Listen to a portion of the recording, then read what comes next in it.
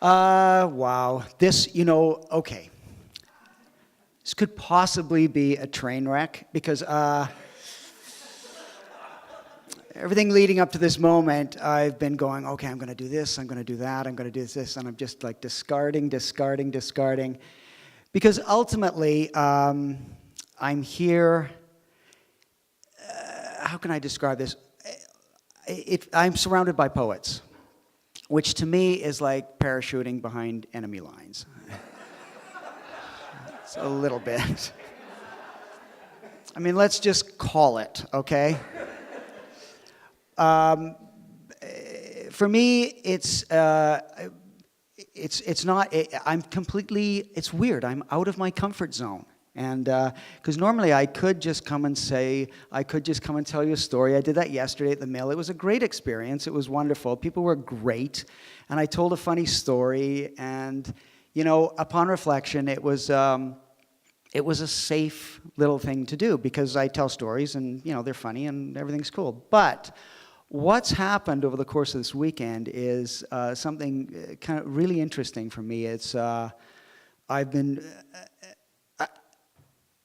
essentially what I'm bringing to you is I'm admitting my artistic snobbery.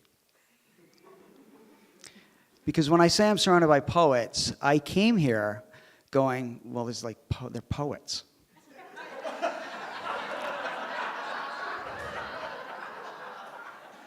It's like, they're poets, yeah. I'll get on stage and I'll kick ass. Well, they've kicked ass. So for me, it's been an incredible experience just to be, it's no accident that I was invited to a festival of which, if I wasn't invited, I wouldn't have come.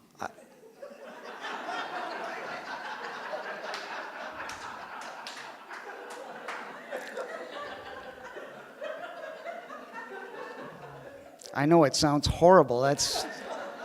But it just became really, really evident to me the closer I got to getting up here on stage. It became evident that is what I had to say. That's what I had to share, because in watching these other performers who totally, I went on tilt, kind of like looking at them and just going, well, I didn't expect that, and I didn't expect that, and I didn't expect that. So it was kind of a sense of like everything was that I came here with, this kind of, like I said, this artistic snobbery, this baggage. It started to kind of fall away, which for an artist and a performer, man, really, that's what you want. Really, that is what you want.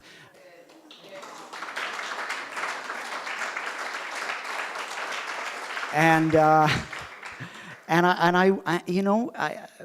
couldn't have anticipated that, because I was so stuck to the fact that they were just poets. And then I'm looking around going, starting to go, wait a sec, these poets have all been published. They've all got like bag loads of books, and then I see them perform, and they just attack the words, and they love what they do, and they love what they say, and they're interesting, and they start singing, and I'm going, whoa, what the hell is that? And Mo Clark comes here with a drum, and she's like, I'm going, wow, she's got a great voice, even though I met her, and the first thing I thought was, well, she's kind of nutty. And then, of course, as I get to know her, she's great, so it's like, get rid of that Mo Clark baggage, and then, so it's like discard, and I'm just left with the fact that I have to seriously up my game. Seriously, I can't, because I also had the privilege of staying at a bed and breakfast just out of town, the Forest Edge, which is in no way near the Forest's Edge. If it was on the Forest Edge, you'd be able to find it.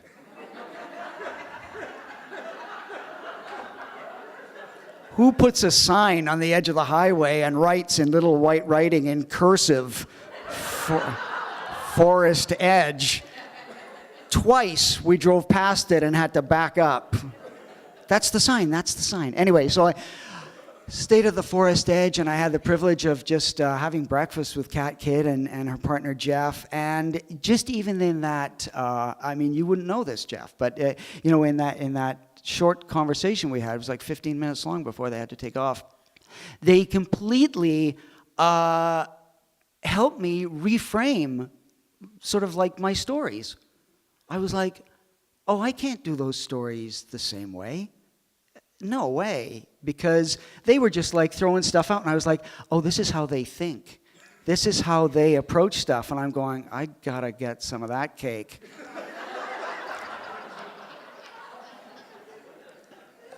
Like, really, I just kind of, like, you guys left after breakfast, and I just kind of sat there stunned going, well, Jesus. I got to do more than what I've been doing. So this, really, what I'm telling you now is not really a story, but I thought, what can I give the people of Durham? What can I share in the way that the other artists have been sharing? Because they've obviously gone from, you know, head down to the heart. And that's the thing to do. It's one thing to think these things up, but it's like, where does the fire burn, and where does it all come from, right? And just power it out from there. And that's what I have witnessed, because I'm last on here today. So I've come to all the shows. Again, something I would never do. There's no way. Even Allison said to me, you seem kind of like removed and you're observing. And I'm going, yeah, because I'm sort of shitting my pants.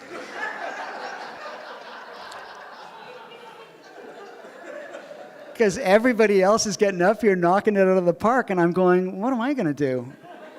So this is sort of what I'm doing. So I guess that's what I can share with you right now in the moment, is to share with you what's going through me. And I think, I guess as a performer and an artist, I've never done that.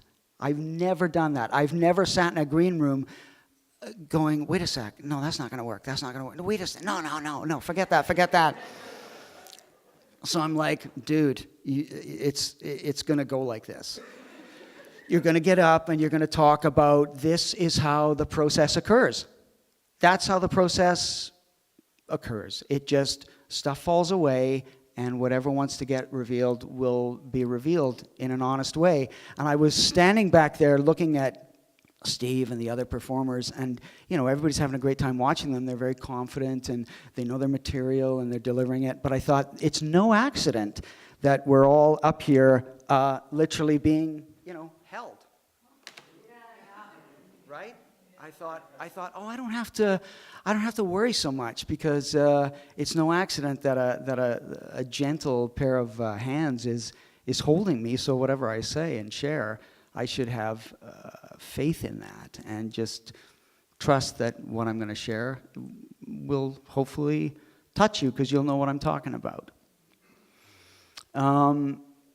So yeah, I just want to thank the other performers who've come before me, because they've just personally they've kind of blown me away and really twisted things for me and turned it on end, so that I can't go back and unknow what I now know, because then it's just bullshit and sort of, it's more like of the same. So they've actually, this little hamlet in the middle of nowhere. It's like, where am I? Where the hell am I? You know, it's like farms, art gallery. It's like, what? Yeah. And I mean, what's funny is that I come from Vancouver, so it's like, oh, there's hotbed of creativity. Yeah, sure. But at the same time, if you go to Vancouver, they offer so much. They offer slam poetry. They offer spoken word. But there's so much of it that the audiences are fragmented. So you get like 3 people showing up to things, and it's spread out. And then here, what looks like will be nothing is packed. So it's even that is like, what the? For me, it's like people just show up. They want to see this. Words Aloud is obviously really successful. People love it. The people here have been awesome. So again, I've realized that I've had to open up to this and open up and let these things fall away, because if you don't do that, nothing gets in, you know? So I'm thank you for allowing me to share that. And then I'll also tell you this story. Like I keep glancing at this, of which there is nothing. No. Really? I mean, in terms of metaphors, I'm literally staring into the void, guided by some kind of light. Yeah. So this is a story that happened to me that just was like, wow, the way this unfolded. So and I really think that it is upon reflection in my life, it's part of this process. It's part of why I got invited here, why I'm here, and what the process I'm going through is. So about 14 years ago, before I got married, my wife was on a business trip in Buenos Aires. She's in mining, and she was down there with her business partner. And so they're walking through town, Buenos Aires, and they come across this little old lady. She's like a wizened little nut of a lady, and she's sitting on a cardboard box, and she's doing psychic readings for like $1. So my wife says to her business partner, "Oh, you got to get a reading." And he's like, "No, I'm not into that at all. That's ridiculous. That's bogus." So she cajoles him into getting this reading, and the lady proceeds to tell him everything about his life. This old lady, and her name's Anna, right? And so Anna just like lays it out for him, and his eyes just bug out of his head. He can't believe what this little old lady is telling him, for $1. And she tells him about his wealth and about his family, and she even pinpoints the vertebrae in his back that is giving him trouble. So he's like sold immediately. So then he says to my wife, he says, "You've got to get a reading too." So this is just before we got married. So she goes, "Okay." So the lady then tells her that she was going to she was ending a marriage with a guy whose first name began with the letter D, and his name was David. And so she's like, yeah. And then she says, "You're going to marry this other guy," which was me, and you're going to live in North Vancouver in a house with 4 bedrooms, south facing, and blah blah. She named all these things. "Oh, this guy's a great guy. You're going to have this wonderful marriage, blah blah blah, and you're going to do really well financially." And my wife's like, "Oh yeah," and she goes, "Oh, and by the way, the guy that you're going to marry, he's going to be dead at 54. So my wife thinks this is hilarious. And of course it is when you're 40. Because 54 is a long way off, So anyway, she comes back, she tells me this story, and then when she tells it at dinner parties over and over, and people, have the same reaction as you, it's like, oh. And so I just kind of shrugged. People were like, "Oh, what do you think of that?" And I was like, "Well, whatever. It's 54. It's a long way off." So, but of course, as the years went by, we would talk about our plans for the future, and I would say, "Well, you can do that." Because she goes, "What do you mean?" I go, "Well, I'm not, I'm not going to be here." And she's like, "Oh, stop saying that. Okay, it's getting less and less funny." And but I kept saying it, and that we would make jokes about it, and I would joke about it. She stopped joking about it, and I started joking about it. So she didn't like that. So so then when I was my birthday is on January the 4th. So at getting close to the end of my 53rd year, I was like, so 54 is coming up. That's going to be interesting. Like it started to be on my mind. So the day I turned 54, I went up to Whistler and bungee jumped because I thought, I thought, let's just get it over with. You know? So I bungee jumped. Nothing happened, like it's totally safe, except, of course, for the girl who fell into the crocodile-infested river when the rope broke. But that's really rare. But anyway, so I was fine. I was like, okay, well, this is a good start to the year. I'm 54 now. I bungee jumped. I didn't die, so let's see what happens. And then the year went on. Everything was fine. No near-death experiences, nothing, right? So getting towards Christmas, and I was, some kind of sense of something was coming up for me, but I couldn't quite pin it down. And then just before Christmas, my mom called me, and she said, I want you to come to Ontario and visit me because your dad's dead, your brother's dead, and I'm alone, and I haven't seen you in ages. And I was like, oh, Mom, I can't come over Christmas. It's like, there's no way, I can't do that. She'd go, well, can you come after Christmas and spend New Year's with me? And I said, I can't because, and I don't have the money for it either. So she said, I really want you to come, and I'm going to send you a plane ticket. So I was like, so I talked to my wife, and I said, I got to go back to Ontario. My mom really wants me to go back. She's kind of freaked out about being alone, and so my wife goes, okay, all right, so you got to go back. So I leave on the 27th, and I'm going to come back on the 2nd. So I'm going to cross over into the new year, except I'm going to be like 2 days short of my birthday. You kind of get the math I'm sort of trying to work out here. It's like, oh, I'm leaving. I'm going on a plane very close to my birthday, before my birthday. How am I going to? Oh, okay, I'll let this unfold. So I go to Ontario and I visit my mom for a while, and she's going to take me to the Legion for New Year's, which, as a cultural experience,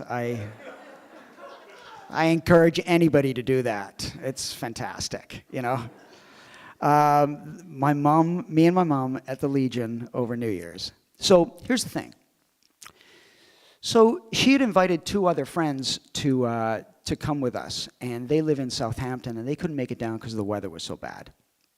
So we had 4 tickets to the Legion, and it included dinner, so comes time to go, and the tickets had been just sitting on the counter, like on the side table by the door. My mom just grabs 2 of the tickets randomly, and out the door we go. And we're at the dinner, and it's time to get to line up for your food. And I have to. My mom just then grabs one of the tickets and hands it to me, and then you have to go up and get in line, give them your ticket, and they tear off the ticket stub. And it was as I was about to hand my ticket in, I looked down at my ticket, and it's number 54. And I still have it. It's like dinner ticket number 54, and I carry it in my wallet with me. And I was like, oh my God, are you kidding? I was like, what? 54? Like, that's all that was on my mind, right? So I have dinner, and everything's fine. And then I'm flying back from Toronto, and it's January the 2nd. And I'm sitting there, and I'm reading this book by a guy named Malcolm Gladwell. It's called Blink, and more on that later. But anyway, I was reading the book, and I was sitting there kind of between these 2 women, and I was just sort of daydreaming, and I was kind of musing about being in the present moment, which is really not a place in my life that I've really spent a lot of time in. You're experiencing that with me right now.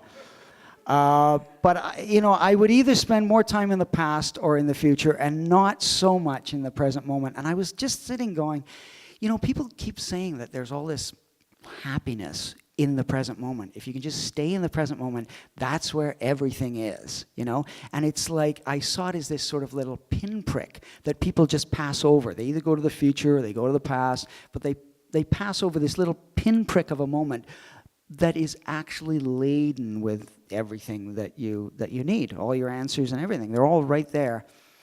I was sitting there thinking about this, and I was wondering, I wonder if there's a machine that sort of represents the present moment, like a present moment machine.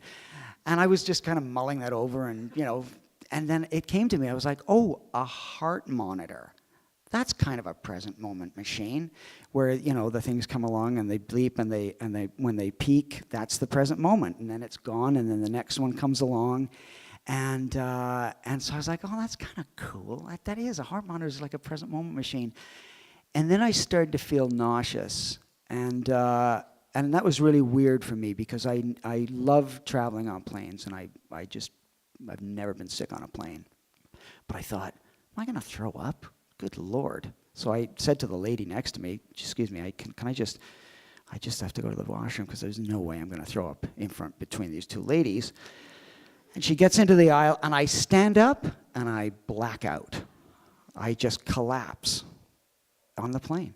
Black out completely. I just do one of those, and I'm sort of at the front of the plane, so I put on a little show, right? It's like, hey, I think that guy just fainted. So I collapse, black out, and then I'm in and out of it. I'm coming to, and then I black out again, and then I can hear these distant voices, and and I feel the arm of somebody and he's wearing like a fleece sweater, and I'm just stroking the sweater. Just feels so good. And I'm lying there, sort of like kneeling onto the plane seat while I'm stroking. And people are talking to me, and they're trying to ask me my name, and I can't answer them. And at one point, I just go, is this it? Oh my God, is this it? This is it. And I was thinking, you know what? If this is it, it's not too bad. It's okay. It's okay. Because it was like I wasn't in pain. It was just dark. I felt nauseous, which I could have done without, but still, you don't want to spend eternity nauseous. So then I hear the guy say, let's pick him up and take him to the back of the plane. And next thing I know, the one's got, and I didn't realize it at the time, but I was being attended to by like 4 doctors. They were all on the plane. It was the wildest thing. And one was a paramedic. The other one was like some kind of, I don't know, they were all doctors. One guy grabs me around the waist, around the chest, and the other guy grabs my legs, and they're taking me to the back of the plane. And of course, I'm just in me. I'm just barely conscious, but enough to just go, you're really squeezing hard. So they take me to the back of the plane, and they lay me down, in green pastures, and they start talking to me, and they take blood samples, and all my vital signs start to come back. Like I was just covered in sweat, but I started to come back. Everything was okay. Everything was fine. And then I got all kind of chipper and like, oh yeah, I'm good. And I kept talking about how I'm 53 and I run every day and I'm in great shape and what the hell was this? And they're like, well, let's just keep an eye on you. And so they said when you get to Vancouver airport, you should go to the hospital. And I was like. And the only reason I said yes was because I was thinking of this little premonition from 14 years ago, because I thought, okay, let's just wrap it up. Let's close that one down. And I said, okay. And so that I was met by paramedics coming off the plane, which is like so embarrassing. It's these big brawny guys with a huge gurney. And they're like, do you want to go on the gurney? I go, no way. So I put my hat and my bag on the gurney, and we used that to get out of the airport. And we get in the ambulance. So I get an ambulance ride from the airport down to downtown Vancouver, and I go into the airport. I go into the hospital, and I have to do blood tests. And so I'm sitting waiting, and now, meanwhile, my wife and my family are in Whistler skiing, and the plan is that I'm going to come back and just on the 2nd, stay at the house overnight, and then go up to Whistler on the 3rd, and then spend my birthday in Whistler with my family. So I'm sitting on this bed after these blood tests, and the guy says, he comes back after the longest time, and it's always interesting to have a doctor say, yeah, not kind of the results we were hoping for. I was like, what are you talking about? What the hell are you talking about? He goes, well, you've got this enzyme in your blood called troponin, which is always evident when somebody's had a heart attack. And I was like, you tell me I had a heart attack? And he goes, well, we think so. Did you have any chest pains? No. Did you have any shortness of breath? No. He goes, but troponin's there, so it kind of means that you did. So you have to stay here. And I'm like, I have to stay in the hospital? I got to go skiing. He's like, no. He goes, I'd highly advise against that. So I'm just thinking, man, I got to go through this alone. This is happening. It's happening. And so I call my wife and I say, listen, I'm in the hospital. They think I've had a heart attack. And she's like, oh my God. And I go, don't come and see me. Don't come with the kids. I don't want to see you. You know this is from Anna. She goes, gotcha. Okay. So I sit in the hospital and they do tests on me. I'm on an IV drip. They even put me with an angiogram, put me in a CAT scan, and it was like they said, we're basically going to treat you as if you had a heart attack and just work our way back from that. So I was like, okay, fine. Just on a side note, when I was in there, which was kind of interesting, I had a couple of the residents come around. They said, since you're just lying here, we're trying to get our ultrasound licenses. So could we just practice on you? And I was like, yeah, sure, yeah, whatever, yeah, I don't care. I had my phone. I was like texting, and they were like greasing me up, and so the other doctor comes in, the main doctor, and they're just like they pull the machine right beside me, and so I can see the ultrasound as they're just going, and she's asking questions, so I'm going, oh, what's that? And they said, oh, that's your liver and whatever. And then they roll it up and they show me my own heart. So I see my own heart beating, which it's like so heart themed, right? It's like this thing is about this whole experience for me was about possibly dying, and something was dying, something was going to die, and something was going to come through and live. And at one point they rolled it right down and they said, see that black spot? And I said, yeah, what is that? And they said, oh, that's your anus.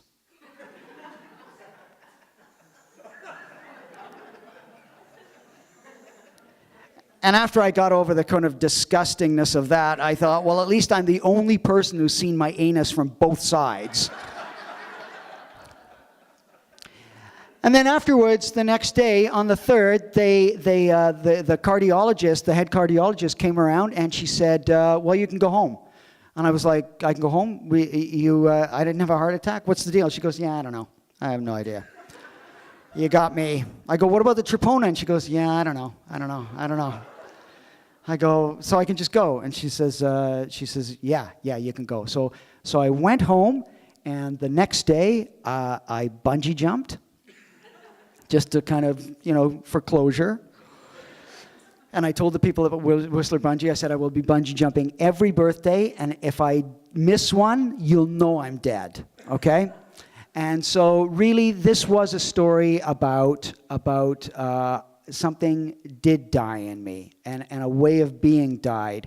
And I would like to think that my ego got kind of like brought down to size, and spirit came in and sort of started to run the show, and it's brought me to places like this, to give me experiences like this with such incredible other performers, wonderful people. And so I would say that on January the 4th, I will be, 56, but really, I would say that in my artistic growth, I'll be 2.